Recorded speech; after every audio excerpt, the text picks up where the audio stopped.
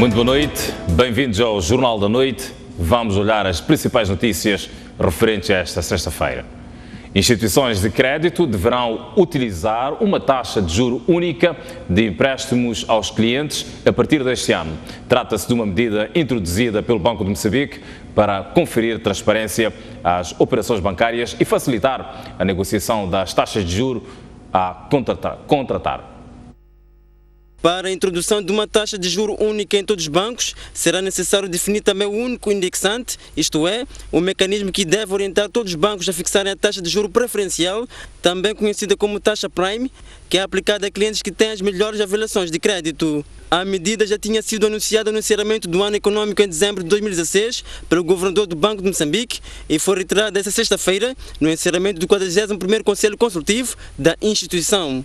No quadro do reforço da transparência do processo de formação das taxas de juros que os bancos praticam com a sua clientela, bem assim do mecanismo de transmissão de política monetária, após entendimento alcançado com a Associação Moçambicana de Bancos, a partir deste ano, o sistema bancário passará a ter um indexante que deverá ser único para todas as taxas de juros que serão negociadas entre os bancos e os seus clientes. Assim, com base neste indexante, o mercado passará a ter uma taxa de juro Prime única para todo o sistema em todo o território nacional. O assunto foi um dos temas abordados no estudo apresentado e debatido no encontro, com o lema Desafios da modernização do regime da política monetária, o caso de Moçambique, onde se mostrou que hoje o sistema de fixação de preços do dinheiro carece de transparência. Um cliente Prime deve ser Prime para todo o sistema. Nós notamos hoje que há bancos com uma taxa Prime de 23, 25, estão aqui na sala, mas há bancos que têm taxa Prime de 30,5%. Se o cliente Prime vai a um banco e dizem que a sua taxa Prime é 23,25, indo para outro banco, o mesmo cliente Prime não podia ter 30,5, ou vice-versa. Então, este é um problema que urge resolver. A grande preocupação apresentada no estudo é a fraqueza no mecanismo de transmissão da política monetária, isto é, o fato das medidas do Banco Central terem pouco impacto nos resultados que se pretendem. Representantes de instituições financeiras apreciam positivamente o estabelecimento da intenção de uniformizar a taxa de juros do sistema financeiro por acreditarem que o mercado estará disciplinado e estarão criadas as condições para a previsibilidade dos custos de investimentos. Num mercado ainda com pouca profundidade como é o nosso, nós fomos criando no sistema financeiro vários indexantes. Cada banco tinha a sua Prime.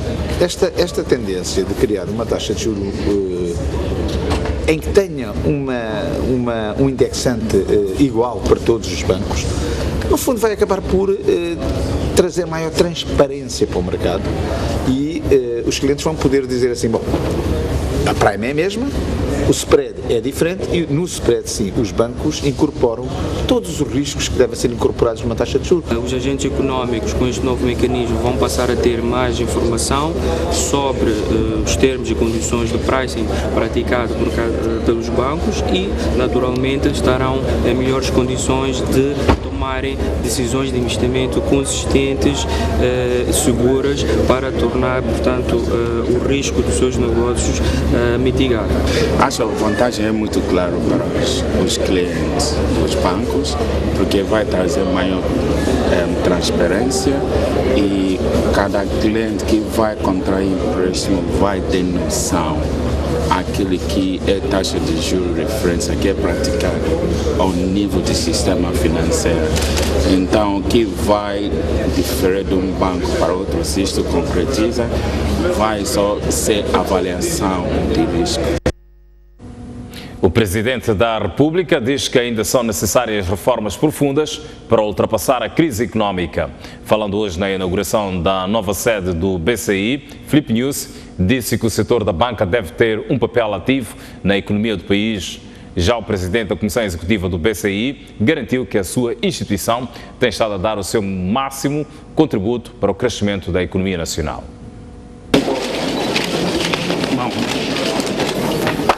O gesto do BCI enche-nos de orgulho e satisfação por transmitir a todos os investidores e acionistas do sistema bancário moçambicano sinais de confiança no futuro brilhante que o nosso país tem pela frente. Esta postura exigirá do país grandes reformas estruturais no setor público e produtivo, e temos força e coragem de fazê-las. Minhas senhoras e meus senhores, hoje o BCI é um banco sustentável e faz parte das instituições que lideram o nosso mercado financeiro, seja em termos de ativos totais como de carteira de créditos e depósitos. A vossa experiência mostra que, havendo visão, clareza e objetivos de trabalho árduo, é possível ultrapassar todas as barreiras e lograr resultados positivos como os que aqui presenciamos.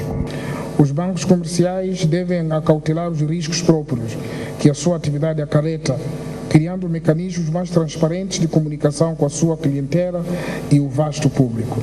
Com o esforço de todos, de facto, conseguimos. O edifício que Vossa Excelência acabou de inaugurar, Sr. Presidente, possui na sua expressão uma estrutura geral que respeita integralmente a envolvente que o rodeia. Trata-se de uma estrutura moderna, de linhas curvas, emprestando por isso também um harmonioso movimento à praça onde está inserido. Este empreendimento ocupa uma área de construção de cerca de 27.800 metros quadrados. Esta é uma notícia que vai conhecer mais desenvolvimentos ao longo dos próximos serviços de notícias. Para já, o presidente do Conselho Regulador de Água, Manuel Alvarinho, considera grave a atual crise no abastecimento de água. Alvarinho diz que a barragem dos Pequenos de Bombos já não é suficiente para garantir o fornecimento ao Grande Maputo e defende o reforço da construção da barragem de Curumana, no distrito da Moamba.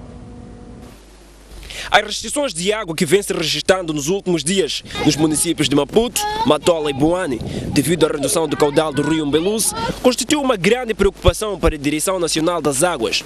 Manuel Alvarinho, presidente do Conselho Regulador da Água, considera a situação grave e compara a crise ocorrida em 1984, em resultado do desastre natural denominado Domoina. A cidade de Maputo vive uma crise como não vivia há mais de 20 anos. A última vez grave que tivemos uma situação destas foi antes do Domoina, foi em 1983, não havia barragem de Pequenos Libombos e o rio Umbeluz ficou com muito pouca água. Os mais velhos lembram-se que tivemos alguns períodos de tensão com os nossos vizinhos da Suazilândia. Alvarinho acrescenta que a barragem dos Pequenos Libombos já não é suficiente para garantir o fornecimento de água. O desafio, no seu entender, é reforçar a construção da barragem da Curumana, localizada no distrito de Moamba. O Pequenos Libombos já não chega, já se sabe disso há muito tempo e por isso se está a fazer um novo sistema a partir da barragem da Curumana. E este é um assunto que é um grande desafio.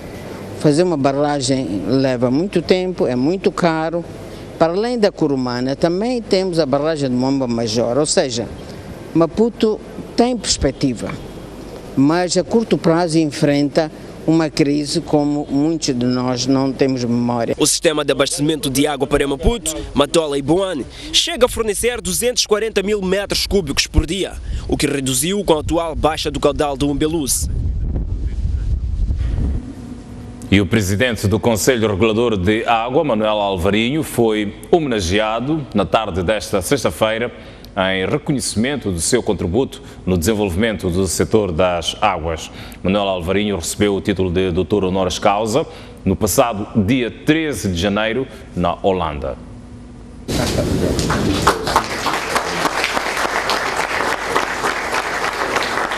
Homenagem merecida.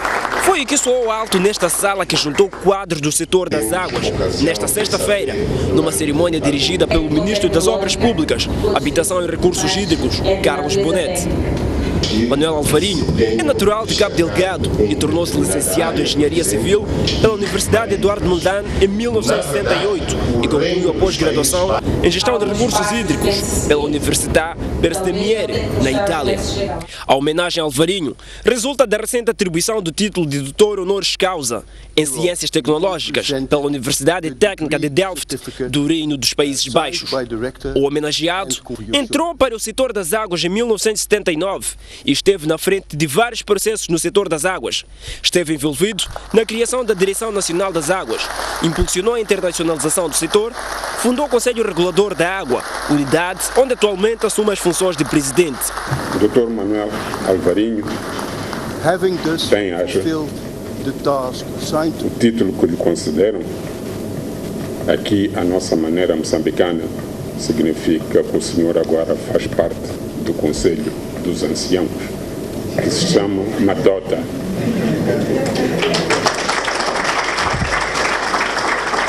O título atribuído pela Universidade Técnica de Delft, na Holanda, portanto, o Reino dos Países Baixos, é uma atribuição merecida, sim. Desde que saiu da universidade, que se dedicou sempre ao setor. Há muito mais gente que se dedica ao setor, que trabalha no setor desde que sai da universidade até hoje, mas eu acho que ele teve sempre a preocupação de pensar como é que poderia organizar e fazer o setor avançar. Por sua vez, Manuel Alvarinho considera que essa homenagem foi uma forma de reconhecimento ao trabalho que tem feito para a melhoria do setor das águas. Nós não achamos que estamos a fazer alguma coisa de especial,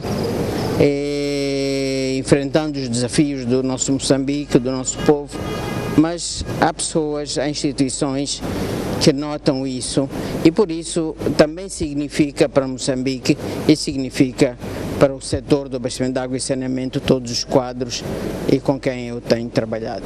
No final, Alvarinho prometeu continuar a serviço do bem-estar público como forma de honrar todo o reconhecimento. A STV acompanhou o caso de denúncia de uma cidadã à Inspeção Nacional de Atividades Económicas na cidade de Maputo. Depois de ter comprado uma batedeira que não durou sequer um mês, a cidadã teve a devolução do valor e um pedido de desculpas do gerente da loja. Tudo começou quando Maria Langa fez uma denúncia no programa Hora do Consumidor da STV. Conta ela que comprou uma batedeira neste estabelecimento comercial no valor de 8.800 meticais, mas que não durou 2 semanas. O senhor que me vendeu a batedeira foi um senhor honesto. Agora, o que me atendeu, já não, porque no primeiro dia quando fui deixar a batedeira, ele disse, deixa, vimos de reparar. Só que passado 2 semanas eu voltei. Não me disseram nada, não ligaram, disse ainda não reparamos a batedeira, mas ia te ligar. E no dia seguinte mandou uma mensagem a dizer, venha à loja. Eu fui.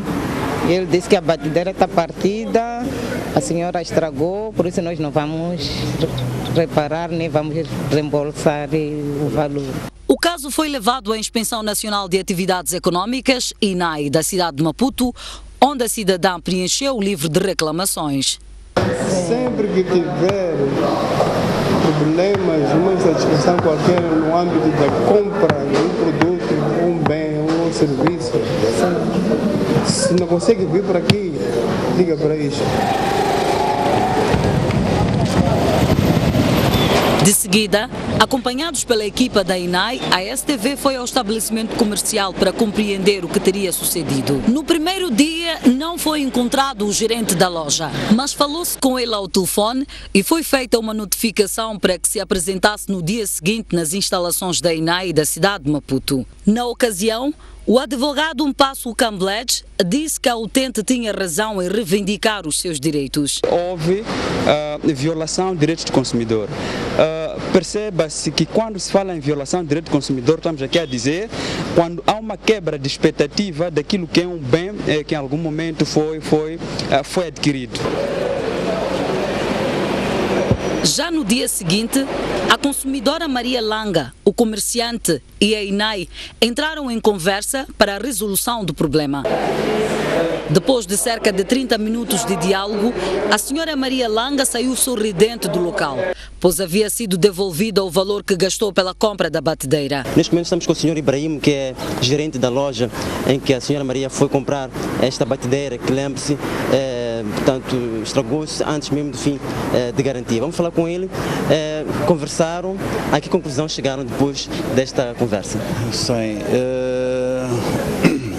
em primeiro lugar, pedir imensas desculpas ao cliente, a nossa cliente, neste caso, a Dona Maria, porque houve um mal-entendido entre a pessoa que vendeu e a pessoa que recebeu para a troca. Só que na altura da troca encontrou outra pessoa que não foi a mesma que o vendeu. Porque se tivesse o encontrado, teria solucionado o problema sem haver necessidade de vir até o INAI ou até a televisão, inclusive, não é?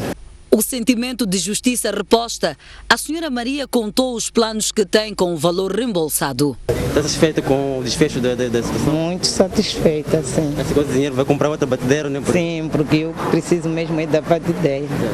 Foi muito simples. Ele me devolveu o valor, não tem outra batedeira, pronto, me devolveu o dinheiro. O caso está encerrado. Conheça todos os contornos deste caso e como proceder para reclamar na INAI no programa Hora do Consumidor da próxima segunda-feira, a partir das 17h30 na STV.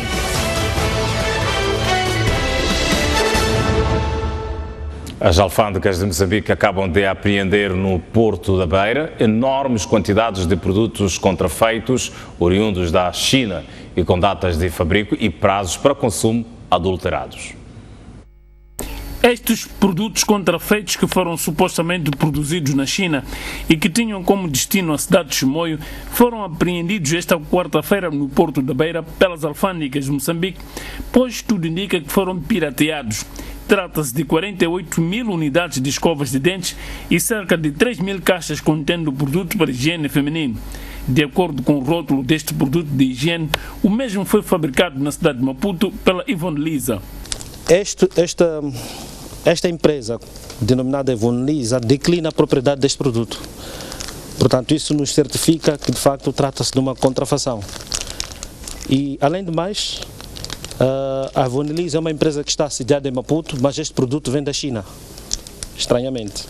Portanto, estamos mais do que certo de que este é um produto contrafeito. Um dos supostos proprietários deste produto contrafeito defendeu-se da seguinte forma. Aqui a marca dele é Golden Gate, não é Colgate. Não tenho nenhum problema para nós esse. Para além da contrafação deste produto de higiene, as autoridades estão, por outro lado, preocupadas com os prazos de utilização. No rótulo vem descrito como tendo sido fabricado no dia 3 de janeiro de 2017 e este contentor foi apreendido no dia 12 de janeiro de 2017. Portanto, feitas as contas, significa que o contentor saiu da China a Moçambique num período de uma semana e pouco. Em condições normais, seriam necessários cerca de 30 dias para estes produtos chegarem a Moçambique saindo da China. Mas já temos um processo que já está aberto a tratar deste caso. Oportunamente iremos nos pronunciar sobre os passos subsequentes. Naturalmente que vamos seguir aqui a um processo judicial em sede do Tribunal Aduaneiro. Intensificam casos de falsificação de bilhetes de identidade envolvendo cidadãos nacionais e estrangeiros no país. Sem avançar com dados, a Direção de Identificação Civil fez saber que no ano passado um funcionário daquela instituição foi expulso por envolvimento nestes casos. De acordo com o balanço semanal daquela instituição do Ministério do Interior, durante a semana registrou-se um aumento de casos de falsificação de bilhetes de identidade envolvendo cidadãos nacionais e estrangeiros. Sem avançar com dados, Alberto Sumano, porta-voz da Direção Nacional de Identificação Civil, disse que esta é uma situação preocupante e que esforços têm vindo a ser feitos para esclarecer a veracidade dos casos. E queríamos de facto lançar este veemente apelo a todos os cidadãos no sentido de denunciar, portanto, todos os casos conhecidos e desconfiados de falsificação de documentos, portanto, às autoridades competentes, para naturalmente a responsabilização dos autores destes atos, lembrando que todos aqueles que portam bilhete de identidade que não tenha sido obtido de forma regular, nós vamos descobrir e naturalmente vamos proceder à sua recolha. No ano passado, um funcionário daquela instituição foi expulso depois que ficou comprovado o seu envolvimento em casos de falsificação de documentos. No ano fim, nós tivemos casos de alguns funcionários envolvidos, um até chegou a ser expulso, por cobranças ilícitas e falsificação de documentos. Portanto, para dizer que todo caso em que um funcionário da instituição esteja envolvido, há medidas que estão sendo tomadas, não há contemplação, da mesma maneira que quanto ao cidadão que é envolvido em atos de falsificação de documentos, também há medidas tomadas que é entregar este indivíduo às autoridades competentes. Ainda durante o período de análise, a Direção Nacional de Identificação Civil desencadeou brigados móveis nas escolas para atendimento de alunos com vista a permitir que estes possam ter a sua documentação em dia. Fazemos agora uma breve pausa no Jornal da Noite. Veja a seguir no próximo bloco mais de 1.300 novos casos de lepra foram detectados no país no ano passado. Esta é uma notícia para acompanhar a seguir a um breve intervalo. Nós voltamos e com mais notícias. Até já.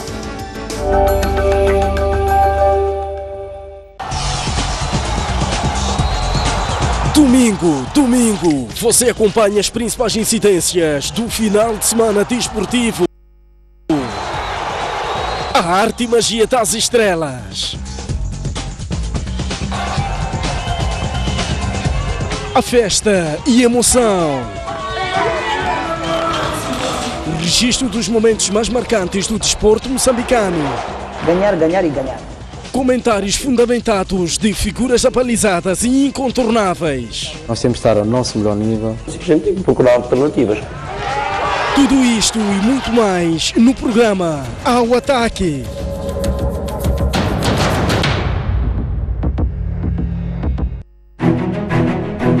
Mais um baú. Recordações, momentos épicos, momentos marcantes, grandes vitórias, campeões. Como é que o futebol começou na sua vida e o que é que foi o futebol? Eram todas equipas bem estruturadas com um futebol de se tirar o chapéu. A gente jogava aqui na Baixa, saía da Baixa. Era obrigado a fazer o jogo dos Palaninos. Antigos jogadores, paraquedistas, árbitros, pugilistas, médicos. O primeiro envolvimento direto foi como médico da seleção que foi aos Jogos Olímpicos, Moscovo, 1980. Hoje já temos a capacidade de fazer diagnósticos e cirurgias artroscópicas. O paraquedismo começa quando eu via militares da Força Aérea saltar. A dobragem de paraquedas é uma coisa fundamental. Uma campeã nasce ou faz-se? Um talento tem que nascer, mas também não basta só nascer, tem que se fazer para ser campeão.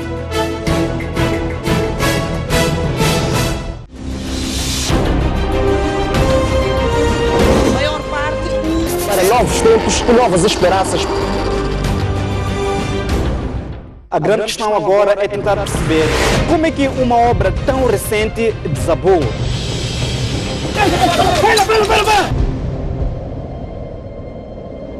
os animais perdem a luta pela sobrevivência. Garanta a subsistência de milhares de pessoas que vivem no bairro de Ulém. Apesar de todos os episódios de insegurança, as embarcações são a única alternativa para aqueles. Nesse terreno pequeno viviam 5 famílias. Apesar, é sempre bom ter um maior cuidado.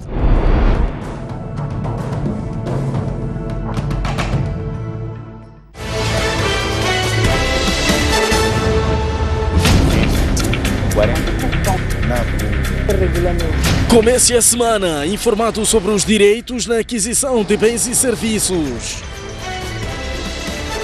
Hora do consumidor. Qual é a eficiência das autoridades na resposta a cenas de violação dos direitos do consumidor? É uma realidade. Isto não é segredo para ninguém. Na função pública a corrupção é que reina.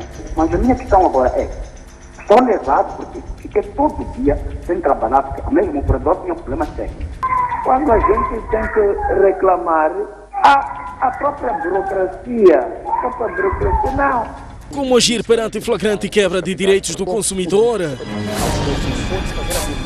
Nessas situações, qual é a garantia que é oferecer a lei? A própria lei estipula que quando o processo da adjudicação não lhe favorece, tendo os fundamentos, pode reclamar. Temos que usar de todos os meios, esgotarmos todos os meios que o Estado dispõe para que a gente possa ter os nossos direitos satisfeitos. Agora, às segundas-feiras, às 17h30, aqui na STV Notícias.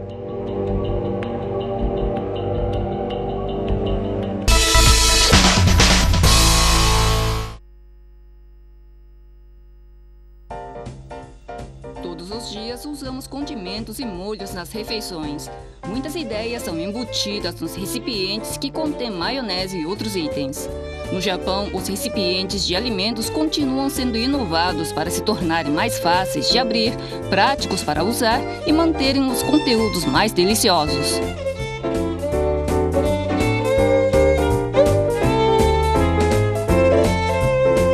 Foi desenvolvida também uma tampa que pode ser aberta sem muita força, mesmo por idosos.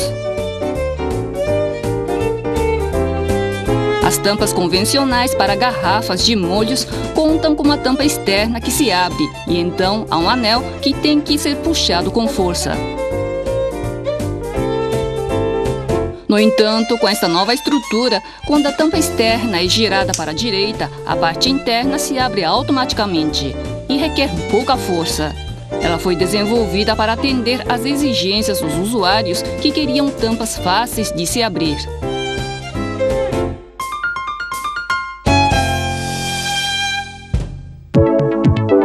O molho de soja é um condimento popular e essencial na mesa japonesa. Quando o molho de soja entra em contato com o ar, com o tempo ele se oxida, deteriorando seu aroma e sabor. Então foi desenvolvida uma embalagem que retém a frescura do molho de soja, além de ser fácil de usar. Ela foi desenvolvida por uma companhia que pesquisa e desenvolve materiais para filmes e formas de embalagens. A companhia está constantemente em busca de embalagens para conteúdos líquidos.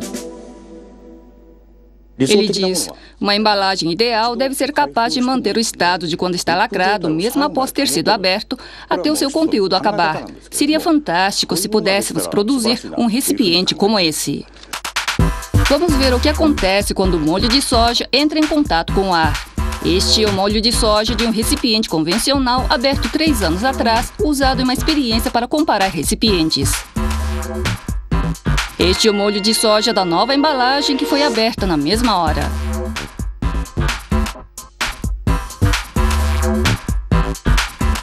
E este é o molho de soja de um recipiente que acabou de ser aberto.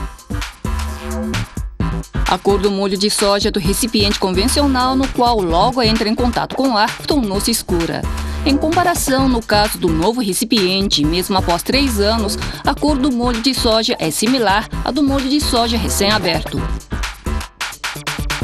O segredo da estrutura do novo recipiente está na sua boca. O orifício para verter o líquido do recipiente interno é feito com um filme especial, muito fino. Ela se alarga quando o conteúdo é vertido. Quando terminamos de verter o líquido, a boca se fecha, impedindo a entrada do ar. Além do molho de soja, este recipiente pode ser usado para outros líquidos, tais como suco de laranja e café. A inovação nos recipientes de alimentos avança atendendo às necessidades dos consumidores. O desenvolvimento de embalagens mais úteis e convenientes continua.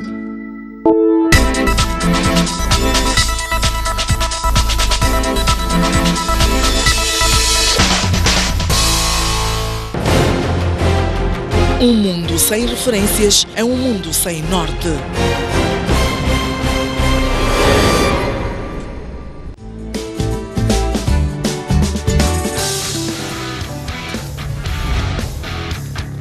Apareceu uma mancha no seu rosto e está preocupado porque não sabe o que é? Já ouviu falar sobre uma determinada doença, mas não sabe quais é que são os seus sintomas e onde procurar tratamento? Está preocupado com a sua alimentação e insatisfeito com o seu corpo? Dificilmente consegue-se perceber que a pessoa está com desnutrição crônica porque os sintomas ou os sinais não são visíveis. Desnutrição crônica é um dos grandes problemas porque não dói.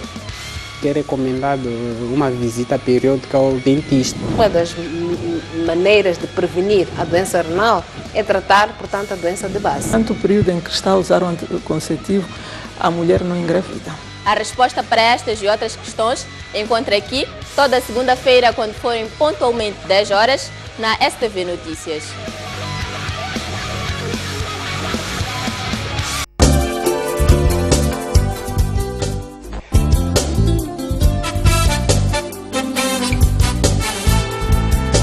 A Praia da Rocha localiza-se na cidade de Inhambane.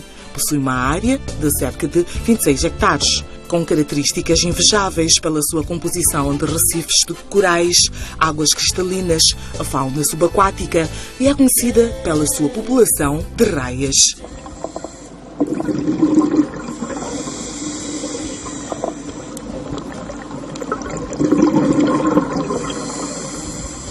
Possui uma mata, dunas parabólicas altas acima de 60 metros, com vegetação primária natural. As praias são arenosas, alternadas por curtas extensões de rochas. A Praia da Rocha é a única do mundo onde os tubarões-baleia ocorrem durante todo o ano em números significativos. Este local oferece um ambiente para a prática de diferentes características desportivas.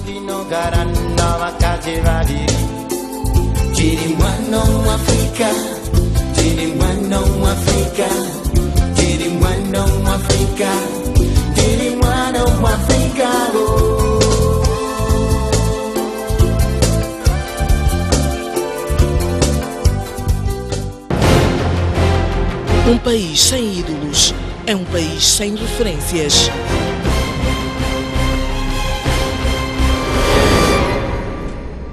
O que distingue a STV Notícias é que lhe dá informação isenta. Estamos na retoma das notícias no Jornal da Noite. Mais de 1.300 novos casos de lepra foram detectados no país no ano passado, sendo que 585 terminaram em deformações, porque os pacientes demoraram a procurar o tratamento. A lepra é uma doença transmissível causada por uma bactéria. Afeta maioritariamente a pele e progride lentamente até que o doente perca a sensibilidade na região onde tem manchas. Ashiro Alexandre apanhou a doença aos 32 anos e, graças à procura antecipada pelo tratamento, conseguiu a cura. Eu fui ao centro de saúde perto da minha zona por ver que a situação para mim já estava demais, porque eu corria até aos curandeiros para ver afinal de contas o que estava a acontecer comigo.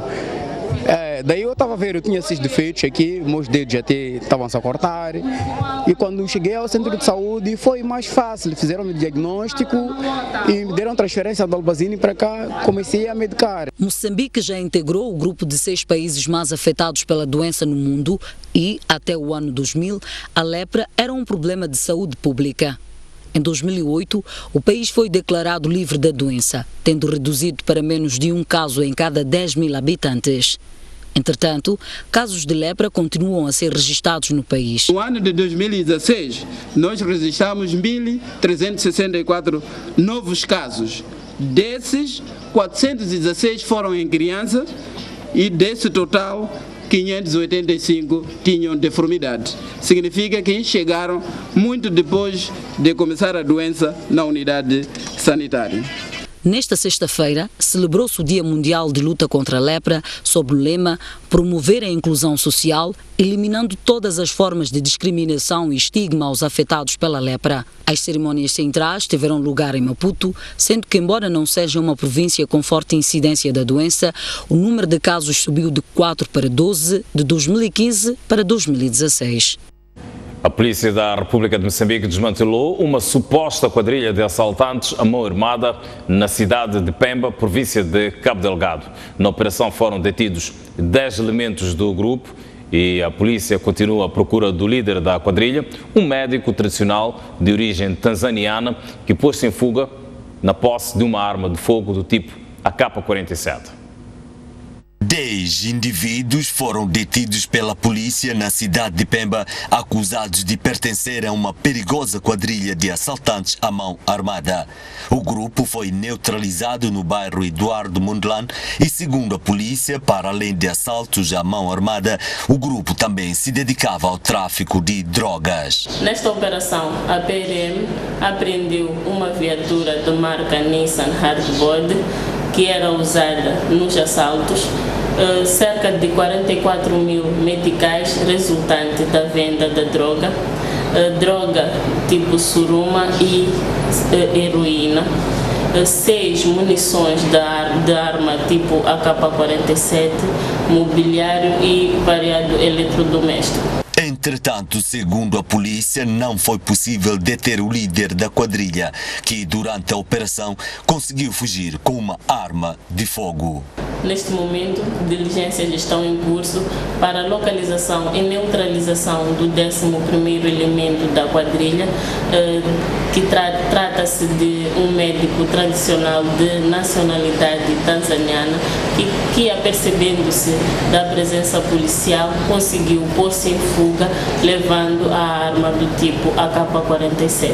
Os detidos negam as acusações da polícia. Eu estava lá a me consultar, naturalmente, até tinha me pedido um galo, levei lá um galo para tratamento, uns documentos meus, deixei até lá para documentos, tem lá todos os meus documentos e de repente estou a ouvir tiroteio, estava lá fora, não sei o que estava acontecendo. Fomos apanhados ali, surpreendidos, todos recolhidos e o curandeiro desapareceu. Segundo a polícia, esta quadrilha que aterrorizava a cidade de Pemba era procurada há bastante tempo, mas só foi possível neutralizar depois de uma denúncia da população. A comunidade islâmica de Moçambique considera que enquanto o esforço na busca da paz não for encarado com prioridade absoluta, dificilmente o resultado será profícuo. Aquela agremiação religiosa entende que a paz deve ser alcançada sem vencedores e sem vencidos, e nem pela força, mas sim através da concórdia. Foi durante a marcha que marcou o início das celebrações alusivas ao nascimento do Sheikh Abdul Qadir Jilani que os crentes da religião muçulmana convergiram defendendo a paz e a união entre os moçambicanos. Deve trazer a paz para todos, paz na nossa casa, na sua casa, paz para todos os moçambicanos. A união é que é o principal, a união de todos, sem extensão. Todo muçulmano, tanto cristão, tanto alto e baixo, mesmo cristãos estarmos juntos, unidos da Ravuma Papudo, do Undi Guazumbo. Com a paz ganhamos muita coisa, por exemplo, a paz ganhamos muita coisa, os preços vão baixar, não teremos mais sangue no país. Num outro momento, os dirigentes da comunidade islâmica de Moçambique referiram-se da paz como tema demasiado debatido no país, derivado da inconstante instabilidade político-militar. Para Simo, se o esforço na busca da paz não for encarado como prioridade absoluta, dificilmente o resultado será profícuo. Enquanto o esforço na busca da paz não for encarado como prioridade absoluta, dificilmente o resultado será profícuo, ou seja, não teremos a paz. Paz que o povo moçambicano anseia e bem merece. Mas espero que essa paz não seja momentânea. Nesses 2 meses haja reflexão dos nossos líderes para que a paz seja definitiva, para que nós, os moçambicanos, vivemos em paz. A cerimónia é também designada por Eid Milad un-Nabi e realiza-se pela 4ª vez na ilha de Moçambique. Este ano estavam presentes mais de 6.000 pessoas. O narcotraficante mexicano El Chapo poderá ser julgado através de videoconferência para evitar a sua fuga da prisão. Esta é uma notícia para acompanhar a seguir a um breve intervalo. Vamos agora olhar para a previsão do estado do tempo para as próximas 24 horas. Maputo poderá ser a cidade mais quente do país. Máximas previstas de 40 graus Celsius para amanhã, mínima de 24 graus. Para Xixai, a previsão de 34 de máxima, mínima de 23. 33 de máxima para Inhambane, uma mínima de 22 graus. Para a cidade da Beira, previsão de 34 de máxima, mínimas de 26, 30 de máxima para Chimoio, 20 de mínima. Para Quilimane, uma máxima prevista de 35 graus Celsius, mínima de 25 graus. Prevê-se uma máxima de 34 para Tete e uma mínima de 24. Para a cidade de Nampula, a previsão de 33 graus Celsius de máxima, mínima de 22 graus. Prevê-se uma máxima de 32 graus Celsius para a Pemba, mínima de 24 graus. E para Lixinga, máxima de 21 graus Celsius, mínima de 16 graus.